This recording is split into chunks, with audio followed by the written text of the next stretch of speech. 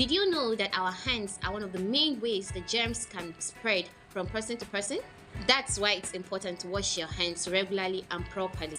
Here are some key times that we should wash our hands: before and after preparing food, before eating, after using the bathroom, after blowing your nose, coughing or sneezing, after touching animals and taking or handling garbage. Here are tips to keep your hands clean and healthy. Avoid touching your face, especially your eyes, your nose and mouth. Now cover your nose and mouth with hanky or elbow when sneezing or coughing.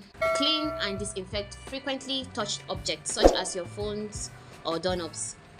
And that's it for today. Hope you've learned something about hand hygiene. Thanks for watching.